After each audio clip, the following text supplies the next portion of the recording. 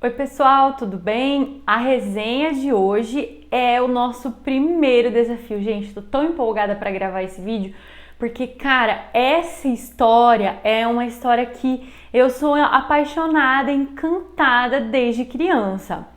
Quando eu vim do sul, quando eu vim pequena para cá, no Mato Grosso, a gente sempre voltava aos finais do ano para visitar os parentes. E a gente no começo fazia uma viagem de ônibus que durava 3 dias, tinha estrada de chão. Gente, vocês não têm noção do que foram essas viagens. Mas em uma dessas, a gente teve a oportunidade de ficar num ônibus mais chique, sabe?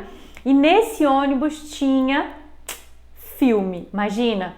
Isso, sei lá, gente, 2003, eu não lembro, eu era muito pequena. E aí, numa dessas noites de madrugada, tava passando o filme que é o filme feito com base no livro que a gente vai falar hoje, né? O filme, ops, tá de cabeça pra baixo, que é uma coisa que eu faço sempre, né, gente? Ó, era O Conde de Monte Cristo. Essa história aqui que eu escolhi para o nosso primeiro livro de desafio desse ano. Então, esse filme, né, que já é uma segunda versão do ano de 2002, tava passando, então eu me lembro muito de alguns detalhes, de algumas coisas que aconteceram na história e que me deixaram assim muito impressionada. Bom, então depois, eu não sei porquê, não tenho memória, né? Eu não procurei essa história para ler. Mas isso sempre ficou muito na minha cabeça e eu sabia que era um grande clássico da literatura francesa. Conheço o Alexandre Dumas, que é o autor, enfim. Tudo isso sempre ficou muito presente na minha memória. E no meio do ano passado, então, como eu contei para vocês no vídeo lá do nosso desafio, vou deixar o link aqui embaixo para quem quiser dar uma olhada no que a gente vai fazer aí até o meio do ano. A minha irmã então me deu um presente, né? Falou, ó, compra um livro pra você no meu aniversário. E eu, mais que rápido, falei, cara, um livro que eu tenho muita vontade de ler é O Conde de Monte Cristo. Porque a minha memória sempre me trazia, né, essa imagem. Então, quando eu vejo filmes aí mais antigos, né, filmes desse mundo mais de princesas, eu sempre me lembro, sempre. Então eu sempre quis ler e aí esse ano eu fiz essa leitura. Então como eu me organizei? Vocês viram, gente, ó, são 2 tomos imensos, tá? Dá 1.384 páginas e para fazer essa leitura, então, desse livro, no momento em que a gente está trabalhando, no momento que a gente está aí na nossa vida, no cotidiano, seria praticamente impossível, eu levaria o ano todo. Mas, o que eu decidi fazer? Eu fiz essa leitura, então, nas férias. Eu comecei lá em dezembro, né, quando não tinha nada para fazer, a gente fez uma faxinona aqui em casa, e aí não tinha mais nada, nenhuma obrigação com nada nesse mundo, fui ao mercado, fiz tudo, literalmente. Falei, agora eu vou sentar e vou ler esse bonitinho aqui, que é imenso. Então, em uma semana, eu consegui fazer essa leitura. Daí eu fui de férias para minha família, fiz a leitura lá mais tranquila da resenha da semana passada, e depois eu retornei, e aí novamente, eu não tinha mais nenhuma obrigação, e com mais uma semana inteira de leitura, eu consegui destrinchar, então, o tomo 2. Bom, eu quero falar com vocês de uma forma bem tranquilinha, assim, pra gente pensar no que esse livro representa. Então, primeira coisa, é um livro imenso, né? E haja fôlego para escrever, mas tem uma justificativa interessante que é parte da história do romance no Brasil, no mundo, né? No Brasil, obviamente, bem depois, mas no mundo, e a França aí é o berço, então, de praticamente tudo, né? Principalmente da cultura, da literatura. Nós vamos ter então uma produção em folhetim. O que isso significa, gente? Quando esse livro foi escrito, aqui lá por meados de 1800, não tinha uma imprensa como a de hoje para produzir uma capa dura, né? Olha, vejam que essa edição que eu tenho aqui é uma edição, ó, tem ilustrações, é incrível, gente, ó. Tem ilustrações, acho que dá para vocês verem. São ilustrações do original. A diagramação é bem gostosa, as páginas são grossas, então dá pra gente rabiscar, ó, tá vendo que eu marco algumas coisas. Enfim, a gente não tinha essa indústria da editorial para fazer isso daqui, né? Então, como que era que funcionava? A gente tinha os romances de folhetim. Então, os autores, eles eram contratados para produzir semanalmente um capítulo. Então, o autor sentava e escrevia, mandava para o jornal publicava, isso chegava na casa das pessoas junto com as notícias, certo? E como é que os autores ganhavam? Eles ganhavam por página, por linha, tá? Depende de cada jornal. Esse é o início, isso aqui é o bebezinho do romance. E aí a gente já tem que lembrar, romance não é história de amor, tá? Romance é narrativa longa, isso a gente já conversou várias vezes, mas vale então reforçar que a gente tá falando sobre isso. Então, gente, se ele ganhava por páginas, por linhas, por capítulos, é por isso que ele escreveu muito. Muita coisa produzida nesse formato acabou ficando sem qualidade, mas o Alexandre Dumas, gente, é incrível, incrível. A gente vai ter aqui nessa história algo muito bem organizado, tá? A gente vai ter, é surpreendente, tem horas que você fala assim, mas que diacho esse personagem tá fazendo aqui, que história é essa? Daí dá um pouco, você anda aí umas 10, 15 páginas, 2, 3 capítulos e fala, putz, ó, era lá, o Conde já tava agindo para fazer, então, o que ele tinha de fazer na história, tá? Então, a gente tá diante de uma história que é justamente, eu acho que um dos grandes exemplos do que é contar uma história, do que é narrar, tá, gente? Nós vamos ter, então, o ato de contar de uma forma tão envolvente, de uma forma tão leve, que você consegue facilmente ficar aí 2, 3 horas, 5 horas por dia lendo, não cansa e você fica envolvido com aquilo de uma forma muito interessante. Então a gente vai ter um narrador observador, tá? Alguém que viu a história do Conde e vai contar. E nós temos aí muitas falas. Então isso dá a sensação no leitor de que ele tá ouvindo, certo? De que ele faz parte daquilo ali. Ele é como se ele fosse o próprio narrador. Muito interessante nesse aspecto e deixa tudo muito mais leve. Bom, já falei demais, né? Eu sei que vocês estão doidos para saber aí a história. Então eu vou contar para vocês, baseado aqui nessa leitura, que tá bem fresquinha na minha cabeça, o que a gente tem. Então nós vamos ter aí a cidade de Marselha, tá? Na França. E a gente vai ter a história do Edmond Montes. Então, gente, ó, quero falar pra vocês uma coisa. Eu tô aportuguesando tudo, tá, gente? Nós estamos lendo uma tradução, a gente não tá lendo uma obra no original. Acho que a gente não precisa ficar aí se preocupando com pronúncias, né? Alexandre Dumas, Edmond Montes, não tem problema nenhum. Bom, vamos lá então. O que a gente tem no começo? Então, a gente tem a chegada de um navio próximo à ilha de Elba. E nessa ilha de Elba, a gente tinha o imperador Napoleão Bonaparte exilado, tá? Então a gente tinha um problema político, é muito bem representado aqui, é super interessante, dá pra gente aprender bastante coisa sobre história. E nesse navio tinha como que chama, gente? Esqueci. Tinha um chefão lá, o capitão do navio. Ele era, bonapartista, mas lembrem-se, o Bonaparte tinha sido expulso, tinha perdido o poder. Então todo mundo que era bonapartista estava correndo risco, não era para defender o cara que tinha sido expulso, né? Então, ele tá passando muito mal, vai estar perto de morrer, e ele fala pro Edmundo que é para ele descer na ilha de Elba, entregar uma carta para o Bonaparte, e ele faz isso, mesmo contra a vontade. Ele sabe que era perigoso, mas ele é muito inocente, gente, tão inocente, dá até dó, dá vontade de falar para ele, não vai, idiota, vai acontecer, vai dar ruim, não vai ser legal, não vai, mas ele vai. E aí, então, gente, o Napoleão Bonaparte, ele fala assim, leva uma carta, essa carta precisa entregar pro fulano, tá? Então ele não percebe que ele está sendo bode expiatório de uma conspiração, ele vai se enrolar, tá? Então a gente ele vai pegar essa carta, vai voltar e vai chegar em Marselha com esse navio, que é um carregamento aí do dono do navio, do Morrel, que é um grande amigo dele, tá? Só que o capitão morreu.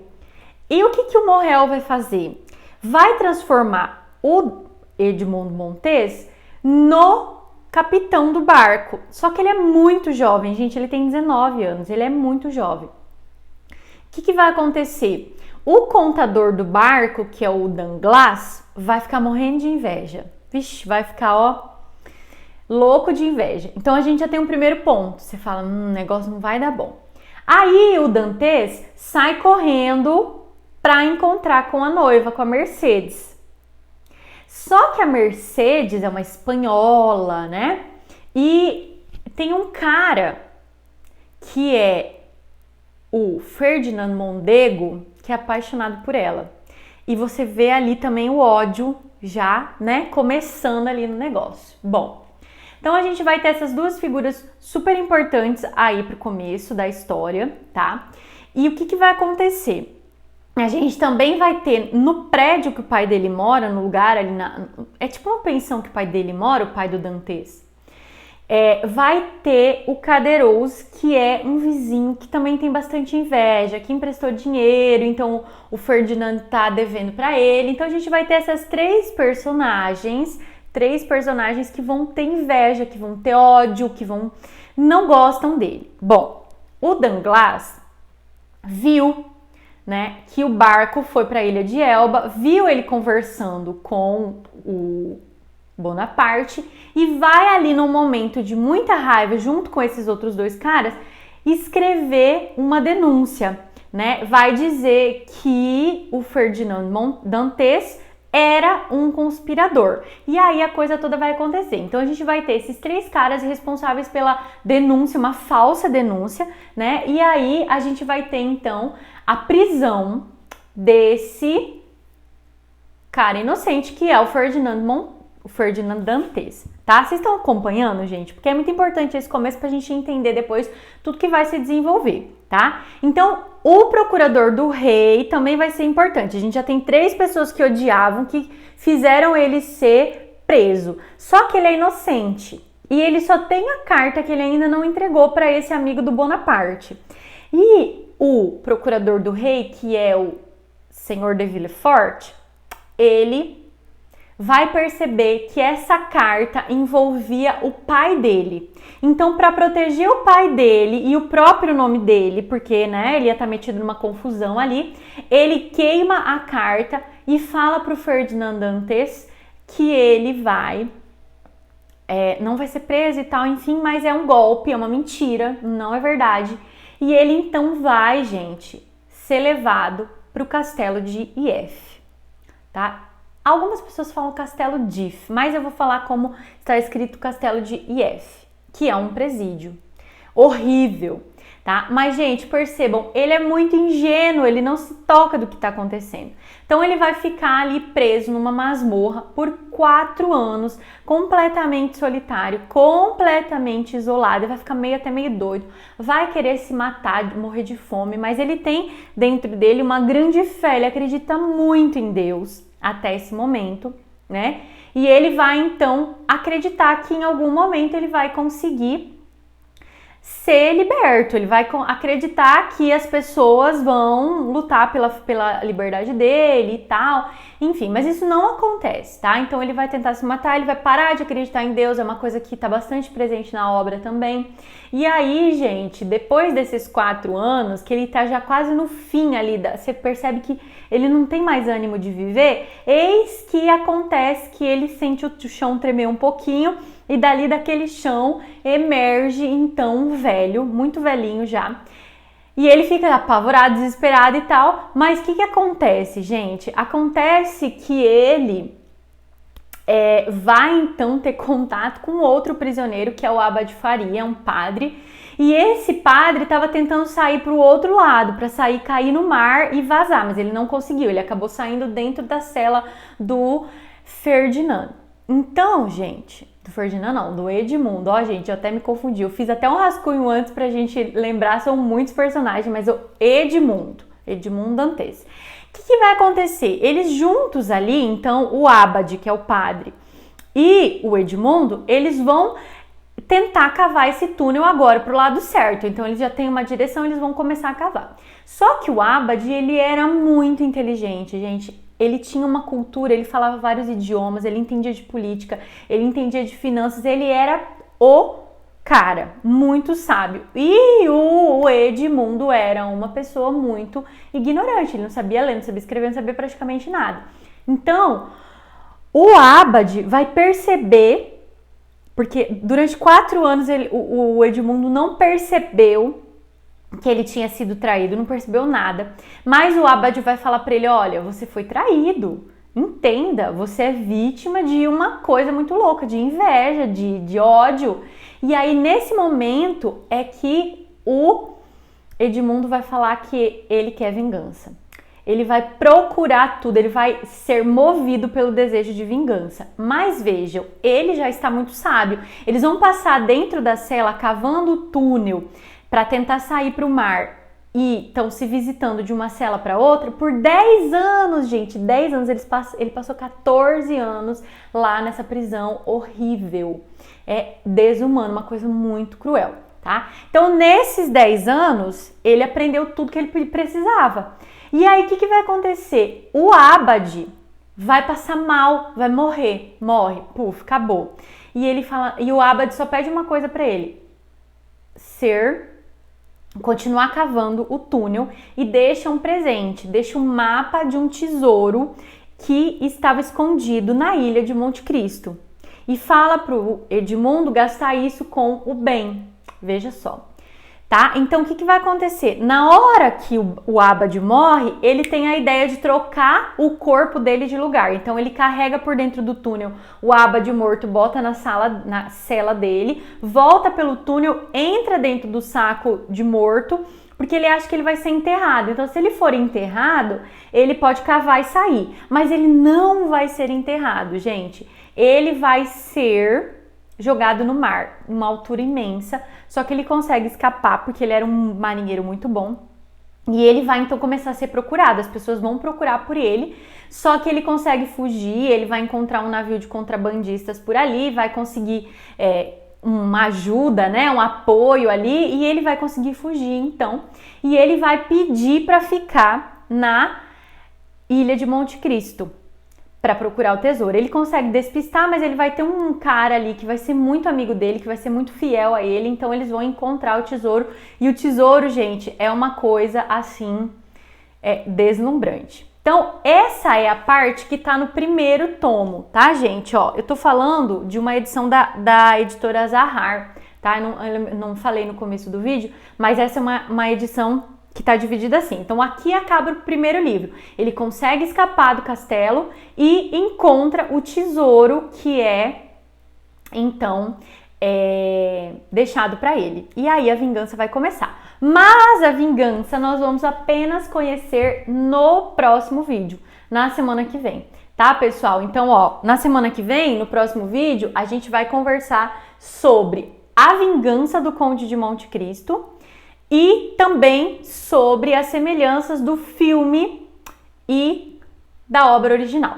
Beleza, gente? Então, ó, não deixa de assistir semana que vem a segunda parte desse livro, hein, gente? Vou terminar de contar pra vocês, mas não vou dar todos os spoilers. Beleza? Então, pessoal, uma ótima semana e a gente se vê no próximo vídeo. Até mais!